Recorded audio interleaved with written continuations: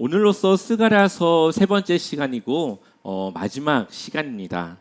그동안 여러분들에게 조금은 생소했을 법한 이 스가랴서를 조금이나마 이해하고 좀 알아가는 시간이었을 거라고 생각을 합니다. 한 번 더 우리가 나누었던 내용들을 정리해 보면요. 스가랴 선지자가 활동하던 시대는 포로 귀한 자들이 돌아왔고 스룹바벨을 통해 성전을 재건하다가 그것이 중단된 상태로 있던 그러한 시대였습니다. 그들이 그 성전을 짓지 못했던 이유, 중단됐던 이유는 처음에는 의욕적으로 성전을 지었지만 그들이 왜 성전을 지어야 되는지를 이해하지 못했기도 하고, 또한 어려운 환경 속에서 이제는 성전보다 자신들의 개인의 생활을 좀 더 가깝게 했기 때문에 성전을 짓는 것은 뒤로 하고 그들의 삶을 먼저 챙기기 때문에 성전이 중단된 것이죠. 그리고 다시 학개 선지자와 스가랴 선지자가 오면서 그들의 마음에 동기부여를 하게 됩니다. 그래서 학개 선지자는 그들을 주도적으로 이끌어서 성전을 재건하는 일을 힘쓰고, 스가랴는 말씀으로 그들의 마음에 왜 성전을 지어야 하는가, 이 성전이란 무엇인가에 대한 말씀을 전하게 됩니다. 그렇게 해서 결국 성전이 재건되는 것이죠. 성전 재건에는 아주 중요한 메시지가 있습니다. 단순히 그냥 교회의 건물을 짓는 것 이상의 의미가 있는 것이죠. 그것을 위해서 스가랴서 1장부터 6장까지는 8가지의 환상에 대해 보여주고 있습니다. 그 중에서 가장 중요한 것은 4번째와 5번째, 이제 가운데에 들어가는 이 환상이 가장 중요한데요. 여호수아라고 하는 대제사장이 이제 마귀의 그런 고소를 당합니다. 하지만 하나님은 이 여호수아를 책망하기보다는 마귀를 책망하고 이 여호수아를 깨끗하게 정결하게 해 주시는 것이죠. 이것은 예수 그리스도의 메시아에 대한 예언입니다. 여호수아라고 하는 말은 신약에 넘어와서는 예수라고 하는 말로 사용되게 됩니다. 똑같은 이름인 거죠.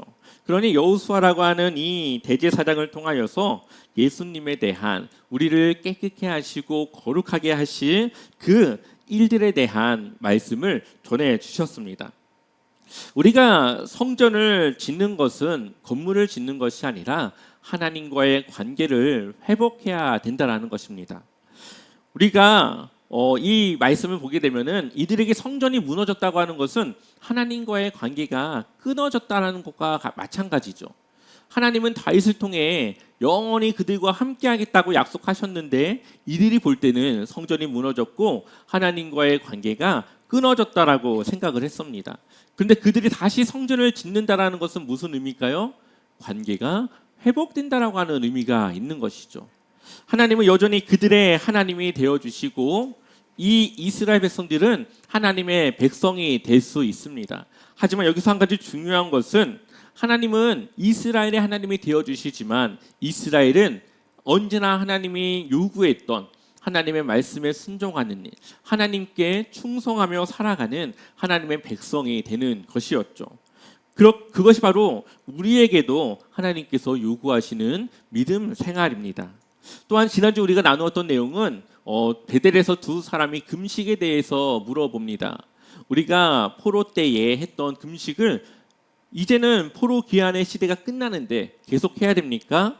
그럴 때 하나님은 금식이라고 하는 것은 밥을 굶는 것이 아니라 하나님의 말씀을 순종하며 살아가는 것이 진정한 금식이라고 말씀하시죠. 결국 그 금식은 내 생활을 비우고 절제하여 그것에 하나님의 것을 채워가는 것이 바로 하나님이 원하시는 금식이라는 것을, 하나님이 원하시는 신앙생활이라고 하는 것을 우리에게 말씀해 주셨습니다. 또한 폐허와 같은 현재의 이 이스라엘을 하나님이 앞으로 함께 하실 것이고 회복시켜 주셔서 아이들도 많아지고 노인들이 지팡이를 짚으며 장수할 것을 약속하시고, 하나님께서 이제는 저주의 이스라엘이 아니라 하나님의 회복과 축복의 이스라엘로 만들어 가시겠다라고 말씀하십니다. 여기까지가 1장부터 8장까지의 내용이었습니다. 오늘 우리는 마지막 9장부터 14장까지의 말씀을 나눌 텐데요. 잘 보시면은 내용의 분위기가 조금은 달라집니다. 9장부터는 약간 묵시적인 내용, 우리가 요한계시록에서 보았던 것처럼 상징과 그러한 환상을 통해 하나님께서 하실 일들을 드러내시는 그 내용들이 나오는 것을 보게 됩니다. 이 내용을 두 가지로 나눌 수가 있는데요. 하나는 9장부터 11장까지고 또 하나는 12장부터 14장까지입니다. 이렇게 두 가지의 묵시로 나눠져 있습니다. 9장부터 11장까지는 메시아에 대한 내용이 많이 나오고요. 12장부터 14장까지는 그 메시아를 통해 이루실 하나님의 나라, 어떻게 보면 요한계시록의 축소판이라고 볼 수 있는 그러한 내용들이 담겨져 있는 것을 보게 됩니다. 오늘 우리는 이 내용들을 통해 구약시대에 말씀하셨던 메시아 예수 그리스도에 대한 내용들이 어떻게 신약시대에 넘어와서 이루어졌고 예수님께서 그것을 성취하셨는가를 함께 보고자 합니다. 첫 번째 우리가 볼 메시아에 대한 내용은 나귀를 타고 오실 예수님에 대한 내용입니다.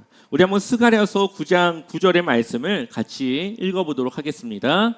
시온에 따라 크게 기뻐할지어다. 예루살렘에 따라 즐거이 부를지어다. 보라, 내 왕이 내게 임하시나니 그는 공의로우시며 구원을 베푸시며 겸손하여서 나귀를 타시나니 나귀의 작은 것 곧 나귀 새끼이니라. 아멘. 메시아가 앞으로 오실 것인데 무엇을 타고 오십니까? 나귀를 타고 오시죠. 근데 나귀 중에서도 한 번도 이 사람을 태워보지 못한 나귀 새끼를 타고 오실 것을 말씀하십니다. 이것에 대한 내용을 신약 성경에서 보게 되면요, 누가복음 19장 30절에 이르시되 너희는 맞은편 마을로 가라. 그리고 그리로 들어가면 아직 아무도 타보지 않은 나귀 새끼가 메어 있는 것을 보리니 풀어 끌고 오라. 이것이 예수님이 예루살렘 성에 입성하시면서 제자들에게 요구했던 내용입니다. 그리고 나서 그 나귀에 이제 예수님께서 타고 가시는데 우리 한번 19장 35절 말씀 같이 읽어볼까요? 그것을 예수께로 끌고 와서 걸쳐놓고 예수를 태우니. 아멘. 예수님이 이 나귀를 타고 들어가게 되죠. 아마 이렇게 볼 때는 그냥 뭐 타고 갈 수도 있지라고 생각할 수 있겠지만 이러한 예수님의 모습은 굉장히 드문, 아주 의례적인 그러한 모습이었다라는 것을 우리는 알 수 있습니다. 왜냐하면은 이때 당시 6월절 절기를 지키기 위해서 사람들이 길을 다 예루살렘을 향해서 오게 되죠. 이때 사람들은 의례적으로 전통적으로 걸어서 그 길을 갑니다. 요즘도 우리가 다른 나라의 그 순례길들을 사람들이 아주 힘들게 그 걸어가는 것처럼 모든 이스라엘의 지역에서 이 6월절이라고 하는 절기를 지키기 위해 예루살렘에 걸어서 갑니다. 예수님도 걸어서 예루살렘 성 근처까지 오셨는데 심리 밖에 약 4km 정도가 남은 그 상황에서 예수님은 나귀를 가지고 오라고 하시고 그것을 타고 예루살렘에 들어가게 되는 것이죠. 여기에는 예수님의 의도가 들어있다고 볼 수 있습니다. 바로 이 스가랴서에서 말씀하셨던 메시아에 대한 그 예언의 말씀을 성취하시기 위해 의도적으로 나귀를 가지고 그 나귀를 타고 들어가시는 것이죠.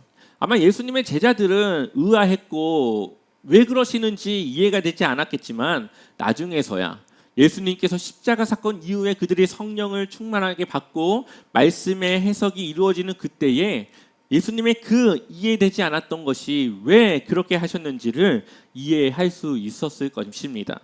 그런데 저는 이 말씀을 보면서 좀 이상했던 것 혹은 조금 웃기다고 할 수 있는 그런 포인트가 왜 나귀 새끼를 탔을까?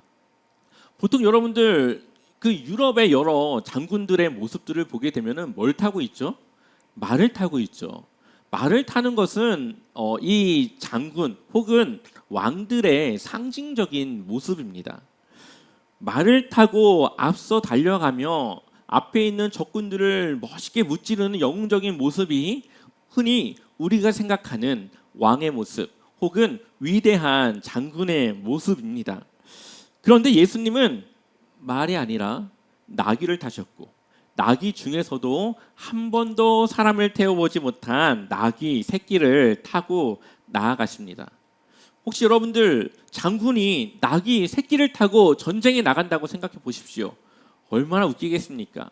사람을 태워보지 않았기 때문에 어미가 없으면 이 나귀 새끼는 자기 길을 제대로 갈 수도 없습니다.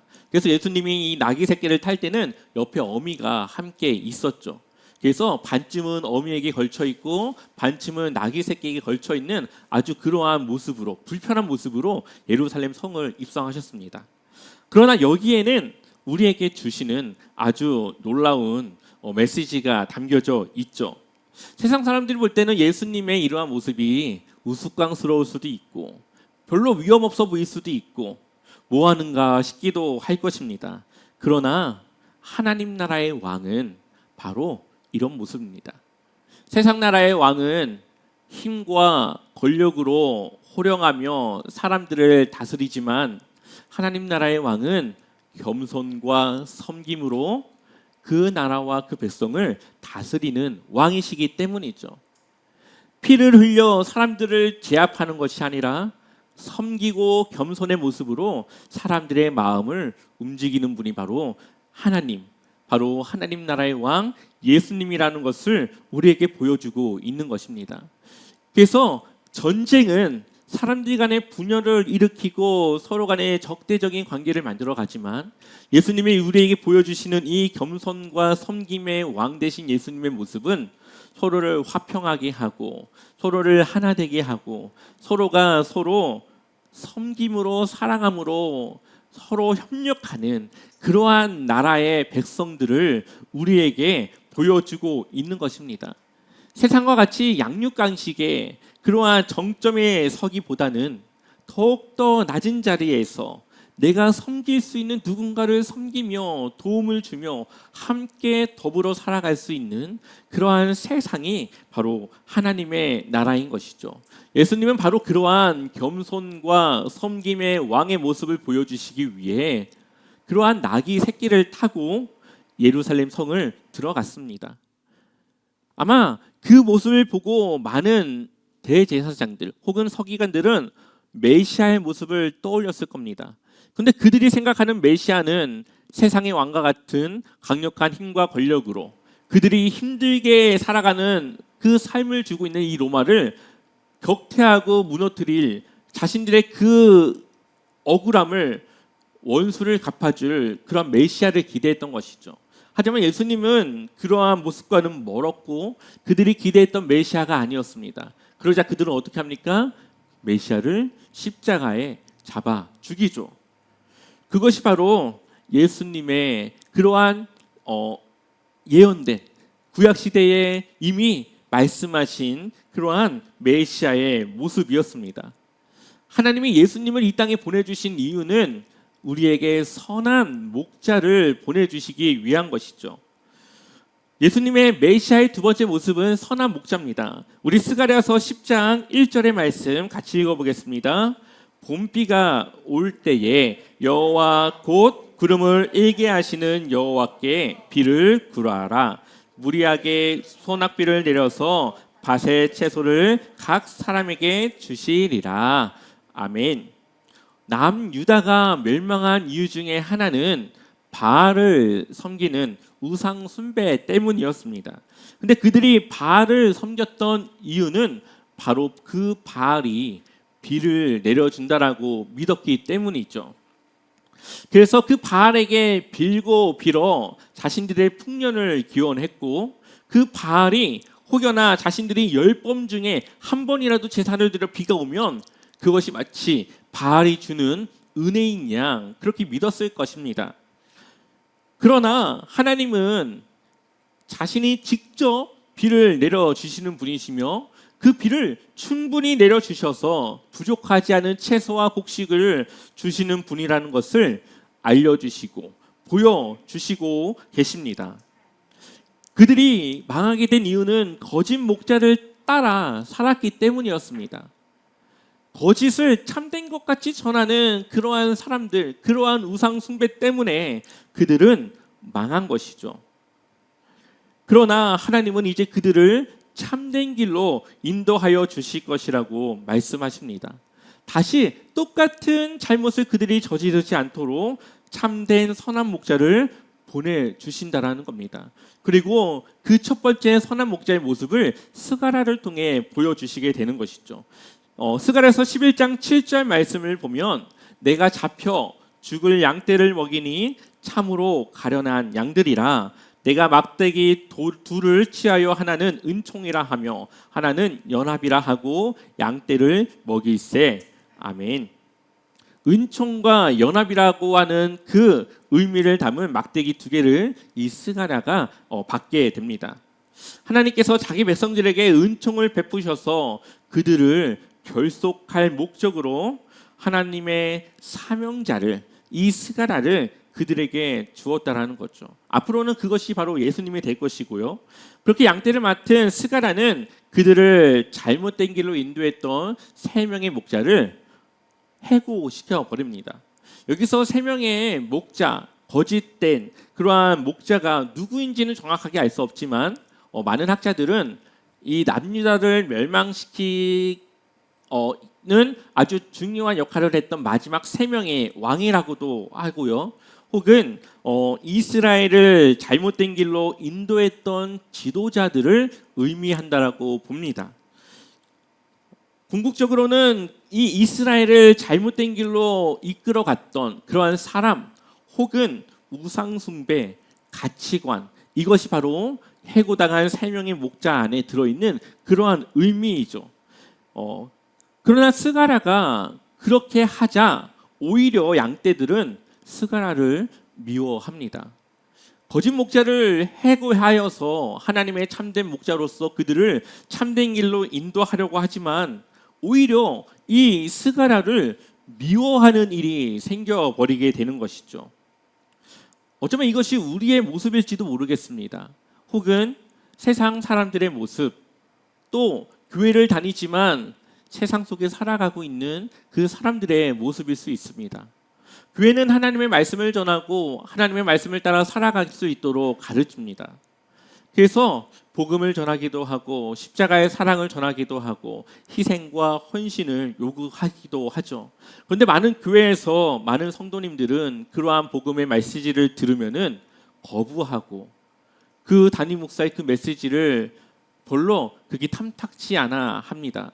왜냐하면 그들이 교회에 나온 이유는 복음을 듣기 위한 것이 아니라 하나님이 주시는 성공과 그러한 삶의 축복을 원하고 있는 것인데 그것과는 다른 말씀을 전하기 때문입니다. 바로 그러한 모습들이 뭡니까? 해고한 목자를 해고한 그 스가랴를 미워하고 싫어하는 모습과 같은 그러한 모습인 것이죠. 그때에 스가랴는 은총이라고 하는 막대기를 불어들이게 됩니다. 그것은 하나님과의 관계가 끊어지게 됐다라는 것을 의미하는 것이죠. 그리고 나서 11장 이후의 말씀을 보게 되면은 우리 한번 11장 12절과 13절 말씀 읽어보겠습니다. 내가 그들에게 이르되 너희가 좋게 여기거든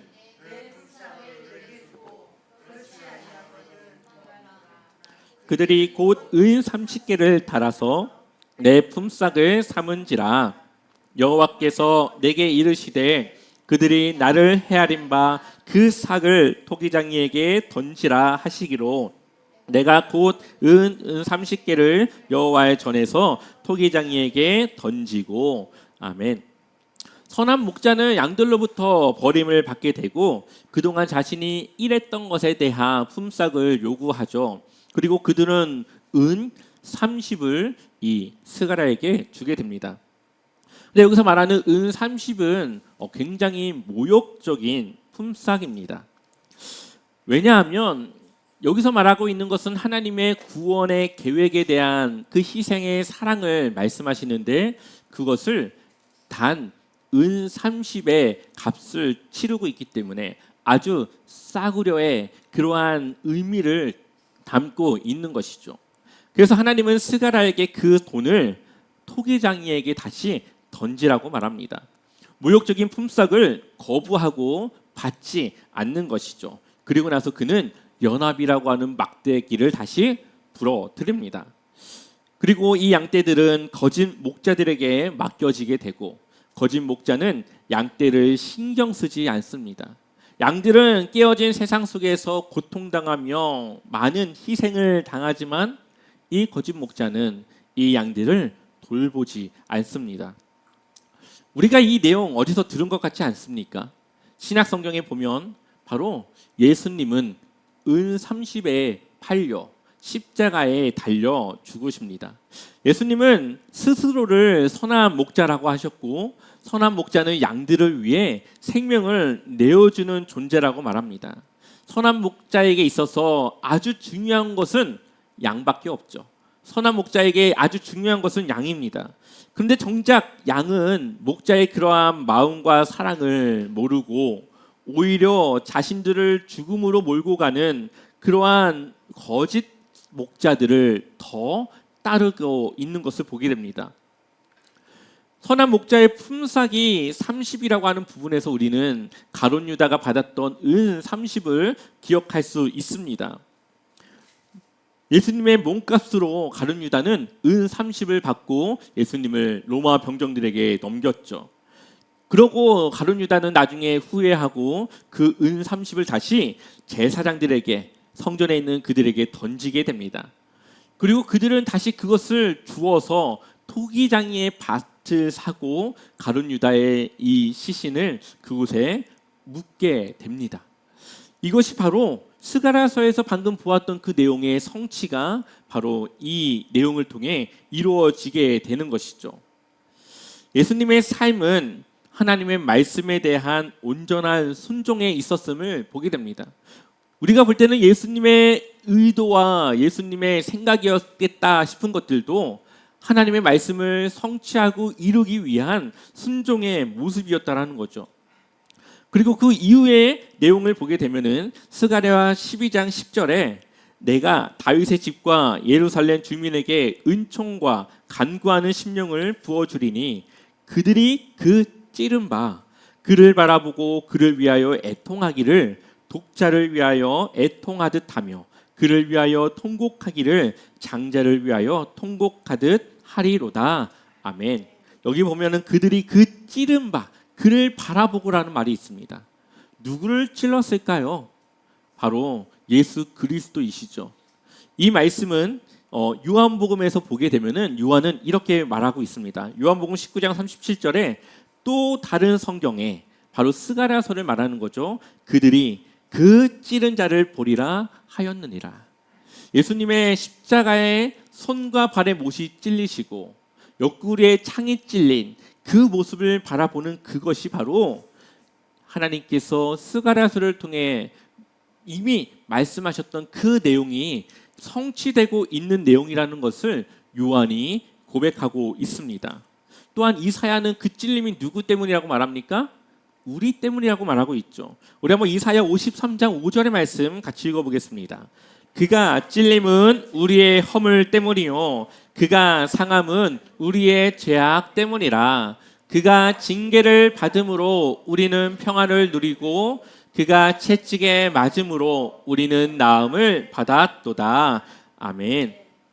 예수님의 그 찔림은 우리의 허물이고 우리의 죄악 때문이고 우리가 받아야 될 징계를 대신 받는 그러한 메시아의 모습이라는 거죠. 우리는 그 십자가의 사건을 통하여서 죄의 문제를 해결하게 되었고 더 이상 우리는 거짓 목자, 세상의 악한 목자를 따르지 않고 선한 목자의 음성을 따라 살아갈 수 있는 은혜의 길이 열리게 된 겁니다. 하나님과의 끊어졌던 관계가 회복되어졌고 하나님의 은혜를 안에서 우리는 살아갈 수 있죠. 그리고 나서 14장 마지막에는 이제 그 왕을 통해 이루실 하나님의 나라에 대해 말씀하고 있습니다. 스가랴서 14장 9절 말씀 읽어보겠습니다. 여호와께서 천하의 왕이 되시리니 그 날에는 여호와께서 홀로 한 분이실 것이요 그의 이름이 홀로 하나이실 것이라. 아멘. 스가랴서의 마지막 내용은 종말의 메시아가 이 땅에 와서 모든 악을 무찌르고 예루살렘을 구원하는 그러한 이야기로 끝이 납니다. 마치 요한계시록의 축소판의 그런 내용인 것이죠. 우리가 요한계시록을 통해 나눌 때 결국은 예수님께서 이 땅 가운데 다시 재림하실 때 새 예루살렘이 이 땅 가운데 세워지게 될 것이라고 말씀을 나눴습니다. 그것은 이제는 이 세상의 모든 악은 제거되었고 오직 하나님만이 홀로 왕이 되어 주셔서 하나님만이 통치하는, 또 하나님의 통치만을 받는 그 사람들만이 살아가는 온전한 하나님의 나라가 세워지게 되는 것입니다. 그곳에는 성전이 없습니다. 그 이유는 예수님 자체가 성전이시기 때문이죠. 우리는 그 예수님 안에서, 그 성전 안에서 살아가게 되는 것입니다. 그것은 마치 이 성막의 지성소와 같은 곳입니다. 어떠한 악도 들어갈 수 없는 온전한 거룩함만이 있는 그 지성소와 같은 그 성전 안에서 우리는 하나님과 살아가는 그 하나님의 나라가 이 땅 가운데 세워지게 되는 것이죠. 오늘 우리는 예수님께서 나귀 새끼를 타고 예루살렘 성을 입성하셨다라는 것을 기억해야 합니다. 하나님은 세상과 달리 겸손과 섬김으로 이 세상을 이기셨고 하나님과의 화평과 평화를 이루시는 왕이었음을 보여주었습니다. 예수님은 우리가 이 세상에서 높아지기보다는 낮아지고 섬김을 받기보다는 섬기고 또 나에게 유익이 되는 사람들을 구별하여 사귀기보다는 내가 유익을 줄 수 있는 사람들의 친구가 되어줘서 그들에게 복음과 기쁨을 함께 나누기를 원하십니다. 바로 예수님의 사역은 그것을 우리에게 보여주시는 사역의 모습이죠. 하나님의 백성은 내가 취하는 것보다는 나누는 것에서 기쁨과 그 가치를 누리게 됩니다. 그렇게 할 때에 우리가 살아가는 이 세상은 여러분들이 있는 그 공간만큼은 하나님의 나라가 세워지는 귀한 일들을 우리가 감당하는 것이죠. 세상에는 여전히 굶어 죽어가는 이들이 있습니다. 그들이 가난해서 굶어 죽는 것도 있겠지만 그들의 굶어 죽는 이유는 많은 사람들의 욕심과 탐욕 때문이죠. 한 해 이 세상에서 생산되어지는 곡식과 쌀과 여러 가지 음식들은 온 세상이 나눠 먹어도 충분히 나눠 먹고도 남을 만한 양들이 생산이 되어집니다. 그러나 사람들은 더 많은 이익을 남기기 위해 그것을 나누지 않고 오히려 폐기하고 버리는 그러한 일들을 하고 있죠. 누군가는 그것이 없어 굶어 죽고 있지만 누군가는 그것을 자기의 이익을 위해 그냥 버리는 이들도 있습니다. 우리나라의 주택 보급률은 이미 몇 년 전에 100%가 넘어갔습니다. 아마 그 주택들이 모든 이 국민들에게 나눠지게 되면 모두가 자기의 집을 가지고 살아갈 수 있을 만큼 많은 주택이 지어졌다라는 거죠. 그럼에도 불구하고 여전히 부동산 가격이 오르고 많은 사람들이 자기 집을 갖기가 힘든 이유는 소수의 몇 사람들이 그것을 아주 많이 소유하고 있고 그것을 조종하고 있기 때문입니다. 그것 때문에 누군가는 절망 속에, 아픔 속에 그렇게 살아가고 있는 것이죠. 결국 세상의 방식은 내 기쁨을 위해서는 누군가의 희생이, 누군가의 슬픔과 아픔이 요구되어지는 그러한 세상입니다. 하지만 하나님이 세우실 그 세상은 나의 희생과 헌신을 통해 다른 누군가에게 기쁨과 그 소망을 줄 수 있는, 서로가 함께 그 기쁨 안에 살아가는 그러한 나라를 원하시고 이루시겠다고 우리에게 말씀하고 있는 것이죠. 우리가 이 세상에서 우리는 어떠한 삶을, 어떠한 신앙의 삶을 살아가야 할까요? 저는 이것이 바로 우리의 신앙생활에서 늘 풀어가야 할 숙제라고 생각이 듭니다. 우리가 주어진 환경과 상황은 모두 다르지만 그것에 대한 해답은 하나님의 말씀에 대한 순종과 하나님의 나라를 이루어 가는 것입니다. 그리고 그것에 대한 힌트는 예수님께서 나귀 새끼를 타고 오시면서 우리에게 보여주신 겸손과 섬김과 하나님의 말씀에 온전히 순종하는 모습을 통해 보여주었습니다. 무엇이 예수님의 모습을 닮아가는 우리의 삶일까요? 무엇이 하나님의 말씀에 순종하는 모습일까요? 무엇이 하나님의 기쁨과 만족을 줄 수 있는 우리의 삶일까요? 우리는 그것이 무엇인지 늘 고민하며 우리의 삶을 살아가야 하는 것입니다. 우리가 진지하게 고민하며 기도하며 그 답을 찾을 때마다 하나님은 우리가 어떠한 길로 가고 무엇을 해야 될지 그 답을, 그 길을 안내해 주시고 보여주실 것입니다. 날마다 그러한 숙제 안에 하나님이 주시는 답을 찾아가시는 그러한 귀한 주님의 자녀, 우리 제자와 삼교회 거룩한 성도님들 되시기를 축원합니다.